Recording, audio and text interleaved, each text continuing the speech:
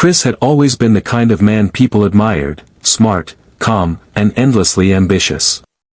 Working as a consultant in one of the city's top auditing firms, he had everything going for him, a stable career, good looks, and a heart that believed in kindness. It was at a relative's wedding that he met Mary, the woman who would change his life forever.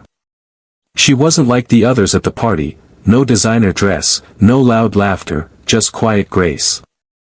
She was beautiful in the simplest way possible, and when she smiled at him across the hall, something inside him shifted. Mary came from a poor home, and she spoke about her struggles with a kind of honesty that tugged at Chris's heart. She told him she was studying but struggling to keep up financially. He admired her drive, her soft voice, and the humility in her eyes. That night, they exchanged numbers, and soon, chatting became calling became visiting, and before long, Chris was completely in love. Everyone around him warned him that love can blind even the smartest man, but he didn't care. He helped Mary with her tuition, covered her rent, and even sent money to her parents when they fell behind on bills. She deserves a chance, he told his friends whenever they teased him about being too generous. Years passed, and with Chris's help, Mary graduated and landed a job at a reputable bank. He was there, cheering for her on her first day, watching her step into the life he had worked hard to build for both of them. Eventually, they got married in a modest but beautiful ceremony. Chris thought he'd found peace, a partner to share his dreams, a home filled with laughter. But peace doesn't last forever. One rainy evening, while driving home from work, Chris's car was hit by a speeding truck. He survived, barely. But when he woke up in the hospital days later, the world was dark. He had lost his sight. And that was the moment his perfect world began to crumble. The days following the accident were the darkest in Chris's life, not just because he couldn't see, but because everything he once knew suddenly felt unfamiliar. The doctors told him it was possible he might regain his sight, but it would take time and expensive medication. Chris tried to stay hopeful. He believed that love, their love, could carry him through. At first, Mary was devastated. She stayed by his bedside, feeding him, helping him walk, speaking softly to him. Her voice was his comfort in the darkness. For a while, Chris believed that his blindness had only made their bond stronger. But something began to change. As the weeks passed, Mary grew distant. Her patience faded. She would sigh heavily when he asked for help or snap at him for small mistakes. "Can't you just remember where the cup is?" she'd shout, forgetting that he was still learning to navigate his world without sight. Chris would apologize quietly, trying to calm her anger. He thought she was just tired, maybe overwhelmed by the situation. But it wasn't just that. She started spending more time outside, going out in the evenings and coming home late. At first, she said she was working overtime at the bank. But Chris noticed something strange. She'd come home wearing heavy perfume, giggling over phone calls she wouldn't take in front of him.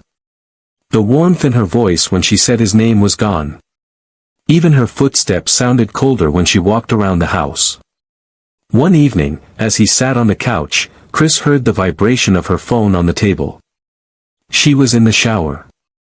He reached out carefully, tracing the surface of the phone, and pressed the button to hear her latest messages.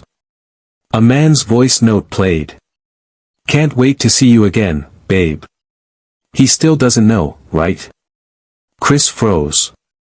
The voice was familiar, too familiar. It belonged to one of his colleagues, someone he once considered a friend. That night, he didn't sleep.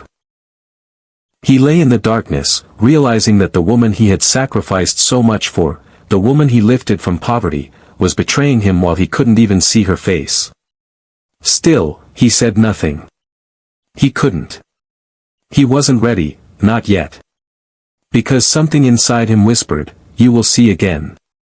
And when you do, she will see who you truly are." Life became unbearably quiet for Chris after that night. He didn't confront Mary about the message. Instead, he observed, or rather, listened. Every slammed door, every careless laugh over the phone, every long night she didn't come home told him more than words ever could. Days blurred into each other until one afternoon, there was a soft knock at his door. When he called out, a gentle female voice replied, "Sir, it's Anne, from the office." Anne had been Chris's junior colleague before the accident, respectful, quiet, and hardworking. She had come to drop off some documents, but when she saw the unkempt house and the untouched food on the table, her eyes softened. She stayed that day to clean up and prepare lunch. From then on, she started visiting regularly. Sometimes after work, sometimes on weekends. She cooked, cleaned, helped him find his way around the house, and most importantly, talked to him. Really talked. Mary, on the other hand, barely noticed. If she did, she didn't care. She was too busy living her new life, late-night parties, trips she claimed were work retreats, and photos posted online with captions about self-care and freedom. And became the only person who made Chris feel human again. She described things to him, the weather, the colors of his clothes, even the smell of rain. She treated him like he still mattered. Sometimes, when Anne spoke, Chris could hear something fragile in her voice, pity, maybe, or hidden affection. But he never asked. He was too broken to think of anything beyond survival. One day, while Anne was cleaning the kitchen, she asked softly, "Do you ever think it'll come back? Your sight, I mean." Chris smiled faintly. "The doctor said there's a chance. I just have to keep taking the meds and believe." And placed her hand on his and said, "Then believe. Because I do." For the first time in months, Chris felt warmth, not from pity, but from genuine care. That night, after Anne left, Chris sat quietly in the dark. He realized something powerful: not everyone walks away when life blinds you. Some stay, not because they have to, but because they see your heart even when you can't see theirs. And deep down, he knew, if he ever got his sight back, he would make things right, starting with the truth about Mary. Weeks passed, and Chris settled into a quiet routine. Every morning, he took his medication, felt for the edges of the furniture, and tried to memorize every inch of his own home. And still visited almost daily, sometimes bringing food, sometimes just her presence. It was strange, how a voice could bring peace when the world was dark. One morning, Anne accompanied him to the hospital for his regular checkup. The doctor, a kind middle-aged man with a reassuring tone, smiled after examining him. "Chris, I have good news," the doctor said. "Your optic nerves are healing. Slowly, but surely. With continued treatment and patience, you might regain your sight." For a moment, Chris didn't breathe. The words felt like light in his chest. He thanked the doctor, shaking slightly, and promised to stay consistent with his treatment. On their way home, Anne squeezed his arm. "See? I told you to believe," she whispered with a smile. For the first time in months, Chris felt hope, real, solid hope. But when they got home, that hope cracked. Mary was sitting on the couch, dressed up in a short, glittering dress, scrolling through her phone. She barely looked up. "You went to the doctor again?" she asked, her tone sharp. "Yes," Chris said quietly. "He said there's progress." She laughed, that bitter laugh he'd come to hate. "Progress? You've been hearing that for months. Stop living in dreams, Chris. You're blind. Accept it." Her words stung more than the accident ever had. And stood there, speechless, staring at Mary. She could see the cruelty in her eyes, something Chris couldn't. Later that night, when Mary thought he was asleep, Chris overheard her on the phone. "Don't worry, baby," she said softly, giggling. "He's still blind. He'll never know." Chris clenched his fists beneath the blanket. He recognized that voice. It was Samuel, one of his closest friends from work. It was no longer heartbreak he felt, it was something colder. Sharper. The next morning, Chris called his doctor and quietly asked a question. "If my sight comes back, can I keep it secret for a while? The doctor paused, then replied, I suppose you could. But why would you? Chris smiled faintly. Because sometimes, seeing too soon can ruin the plan. The first flash of light came one morning as Chris sat by the window. A faint blur cut through the darkness, nothing distinct, just the ghost of sunshine pressing against his eyelids. His heart skipped. It was happening. Over the next few weeks, shapes began to form, the outline of furniture, the movement of shadows, Anne's gentle figure bustling around the kitchen. He could finally see fragments of the world again, but he told no one. Not even Anne. The doctor's words echoed in his mind, patience will determine your recovery. But patience had a new meaning now. It meant silence. It meant watching a liar hang herself with her own lies. Mary's cruelty only grew. She no longer cared to hide her resentment. She'd toss his food on the table, leave for days, and return smelling of alcohol and expensive cologne. My life didn't end because yours did, she'd sneer. Chris acted as if he didn't hear the venom in her voice. He counted her steps, memorized her patterns. When she brought men home, he stayed perfectly still, his eyes closed just enough to keep the illusion alive. He began recording everything, the laughter, the moans, the phone calls. Using a voice-activated recorder hidden in a decorative vase, he built his case bit by bit. The once broken man had turned into a strategist. And noticed his strange calmness. One evening she asked, "You've been different lately. What's going on?" Chris smiled faintly. "Just, accepting things," he said, careful not to reveal more. Inside, though, he burned with focus. Every insult, every betrayal, was a brick in the wall he was building, a wall that would soon collapse right on top of Mary. Because this time, when he opened his eyes fully, the darkness wouldn't belong to him anymore. Weeks passed, and Chris's world grew brighter, literally and figuratively. He could now make out colors, shapes, even faces when they were close. Yet, every morning he still reached for his cane, still moved cautiously, still missed the chair by inches. Mary never suspected a thing. He'd already captured hours of audio, but he knew words alone wouldn't be enough. He needed something undeniable, something the world could see. One afternoon, while Mary was out with friends, Chris asked Anne for a favor. "Could you help me rearrange a few decorations?" he said casually. Anne agreed without question. She didn't know that hidden inside those new decorations were tiny cameras Chris had ordered online through a colleague. He placed one near the living room mirror, another inside a flower vase, and a final one in the hallway. Each had motion detection. Each would tell the truth. That night, Mary came home late again. Chris sat quietly on the couch, pretending to doze off. She walked in wearing a short red dress and perfume that wasn't his favorite, because it wasn't meant for him. She made a quick phone call. "He's asleep." "Come in quietly," she whispered. Chris's pulse thudded in his ears. He didn't move. He just listened, the click of the door, the low male laugh, the shuffle of clothes. Every sound etched itself into his mind like a scar. The next morning, when Mary left for work, Chris checked the hidden device using voice commands connected to his laptop. The footage appeared blurry at first, then crystal clear. There she was. Mary. With Samuel. On the same couch where Chris had once dreamed about their future. He didn't cry. He didn't even curse. He just stared at the screen, his eyes finally wide open in more ways than one. That evening, he saved every clip, every timestamp, every message onto a secure drive.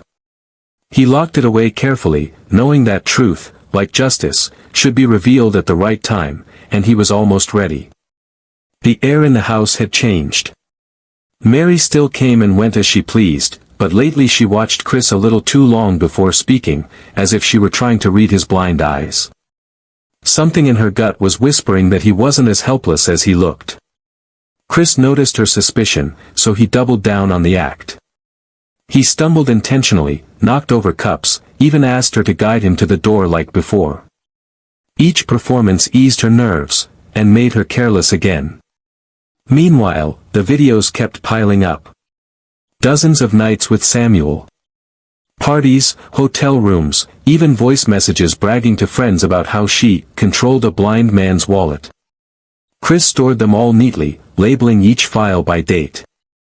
Anne, unaware of the recordings, continued helping him. She thought his calmness meant acceptance, but behind that calm was a storm waiting for the perfect strike. One Sunday morning, Mary walked into the kitchen humming, her phone pressed to her ear.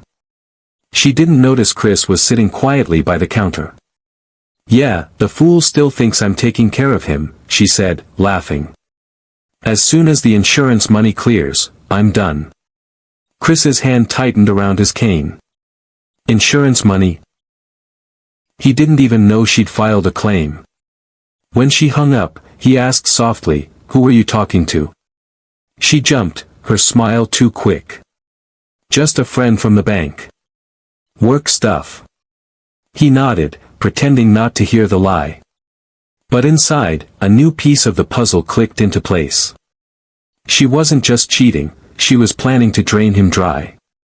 That night, he replayed the recordings once more and whispered to himself, "Not yet, not until she confesses." And fate, as if listening, gave him exactly that opportunity a few days later, when one careless conversation would unravel everything she thought she'd hidden. A Wednesday afternoon. The house was quiet except for the steady ticking of the wall clock. Chris sat on the couch, pretending to nap while Mary paced the living room with her phone pressed to her ear. She thought he couldn't hear a thing. "Yes, I already moved the money," she whispered. "He'll sign whatever I put in front of him. He trusts me completely." Chris's heart beat so hard he thought she'd hear it. She wasn't just cheating, she was stealing. "Once it's done," the man's voice replied, "we'll take a short trip. He'll never know what hit him." Chris recognized it. Samuel again. His old friend. Mary ended the call, grabbed her bag, and left without noticing that the phone had automatically recorded the conversation. Chris had set that feature days ago, just in case. Now he had her confession in her own voice. He sat there, breathing slowly. Rage wanted to erupt, but he swallowed it. He needed clarity, not chaos. The plan was almost complete, the only thing left was timing. That evening, Anne arrived with dinner. Chris told her that his next doctor's visit was coming up, that he might finally regain his sight. She smiled and said, "That's wonderful." But she didn't know it had already returned. Later that night, Chris reviewed every file, videos, voice notes, bank transfers, call recordings. Together they painted a single picture. A woman who had traded love for greed. He copied everything onto 2 flash drives. One went into his jacket pocket, the other he hid in the kitchen ceiling panel. He wasn't leaving room for mistakes. The next day, he told Mary the doctor wanted to run new tests and asked her to come with him. She rolled her eyes but agreed. What she didn't know was that the appointment wasn't with a doctor at all. Chris had booked a meeting with his lawyer. Mary strutted into the law office in her usual way, perfume thick in the air, heels clicking sharply on the marble floor. She thought she was there to discuss paperwork for some insurance matter. Chris walked beside her, cane tapping lightly, face calm, eyes still hidden behind dark glasses. When they entered the conference room, 2 people were already seated, Chris's lawyer and another man from the firm. Papers were neatly arranged on the table. Mary's smile flickered. "Chris, what is this?" she asked. He took a seat and gestured toward the lawyer. "Just something I need your signature on. Legal stuff." She leaned forward eagerly, and that was when the lawyer slid a small recorder onto the table. He pressed play. Mary's own voice filled the room. "He'll sign whatever I put in front of him. He trusts me completely." Her face went pale. Before she could speak, the screen on the wall flickered to life, showing footage from their living room, her, laughing with Samuel, the kisses, the whispered plans. Mary shot to her feet. "What is this? You can't." Chris's voice cut through her panic, calm but sharp as a blade. "You thought I was blind, Mary. You thought I couldn't see what you were doing. But I saw everything." The lawyer looked from one to the other, stone-faced. "Mr. Chris has filed for divorce. He's also submitting these recordings as evidence of infidelity and fraud." Mary's eyes filled with tears, but not from regret, from fear. "You set me up," she screamed. Chris stood slowly, removing his sunglasses. For the first time in months, she saw his eyes, clear, focused, unblinking. "No, Mary," he said softly. "You set yourself up. I just pressed record." The room was silent except for her sobbing. When they left, she tried to grab his arm, begging for another chance, but Chris only said one thing. "I gave you love when you had nothing. You gave me betrayal when I had everything. We're even now." He walked away, cane in hand, not because he needed it, but because it reminded him of everything he'd survived. The divorce was finalized quickly. With the evidence laid bare, videos, bank transfers, recorded calls, there was little Mary could argue. She left the courtroom in silence, eyes red, her once proud posture wilted under the weight of her own decisions. Chris watched her go without a word. He didn't feel joy or hatred, only relief. Revenge wasn't about seeing her ruined, it was about seeing himself free. Weeks passed. The house that once felt like a prison began to breathe again. And still came by to help, but now the visits were different. There was laughter in the kitchen again, the smell of her cooking filling every corner, the sound of her soft humming replacing the silence Mary left behind. One evening, as the sun set, Chris sat by the same window where he had once stared into darkness. He turned to Anne and said quietly, "I haven't thanked you enough for everything. For being there when I had nothing." Anne smiled, her eyes glistening. "You don't have to thank me, Chris. You just have to live again." He took a deep breath and nodded. "Then maybe, we can live together." And froze for a moment, then laughed softly through her tears. "Are you asking me what I think you're asking?" He smiled. "Yes. Marry me, Anne." There were no grand gestures, no expensive rings, just two people who had walked through pain and found each other on the other side. Months later, Chris stood at the altar, no longer the broken man who once pretended to be blind, but a man who had truly learned to see, to recognize loyalty, kindness, and peace. As they exchanged vows, he glanced toward the back of the small chapel.